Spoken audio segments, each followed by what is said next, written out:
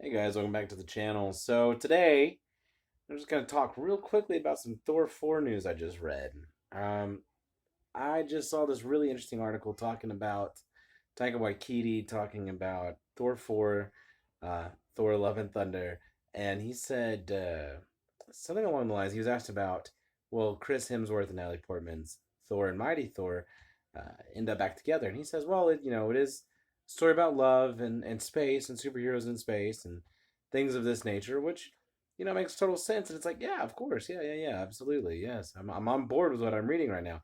Then when he gets pressed about will it be Natalie Portman and Chris Hemsworth that end up together in the end of the movie, he's like, I can't promise what'll happen will happen. I can't promise what people think will happen, which to me is a bit of a red flag. Look, I'm all for um, characters falling in love, and I'm all for seeing a love story happen in my movies.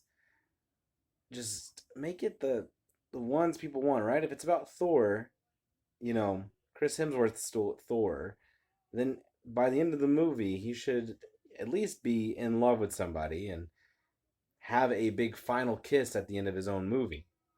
That's something I think is missing from the MCU or our actual love stories. You don't, I mean, you go to Marvel movies, you watch them, characters have a love interest, but you never really see them fall in love. You never really see a through sort of love story. Like there's not an actual character that any of them are actually just like in love with. Does that make sense? I feel like that's been an issue with the MCU before is the lack of love interests with superheroes. Taika Waititi also mentioned that he feels like it's cringy writing love stories in a movie like this, which I respectfully disagree. I think you can make it work and make it make sense and very much make it interesting in a movie like that, especially when the name of it is Thor: Love and Thunder, which is kind of a goofy title. It's very much a Taika Waititi title.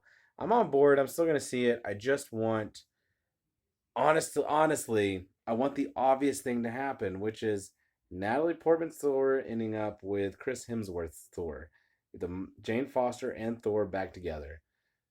Or if you want to do a whole switcheroo, then have his character end up with Sif like they did in the comics. Like I mean, I'm down. Just don't make it like bad. And I've got full faith in Taika Waititi. I think the guy can make really good movies. Thor Ragnarok was pretty exciting. Now I won't lie, Thor Ragnarok. When I found out that he was going to make that more of a comedy, I was not 100% on board with. I did not want that. I wanted, something along the lines of Thor: The Dark World, but a slightly better. Because unlike some people or most people, I actually didn't hate the Dark World. I thought the second Thor movie was good. The villain was obviously underdeveloped, and you had such a great A actor playing Malekith, and Christopher Eccleston. But anyway, that's another video for another time. I just wanted to bring that up with you guys and ask you your thoughts and your opinions and what you guys think. So if you feel like leaving your thoughts and comments, leave them down below. Like, subscribe, blah, blah, blah. Catch you guys in the next one.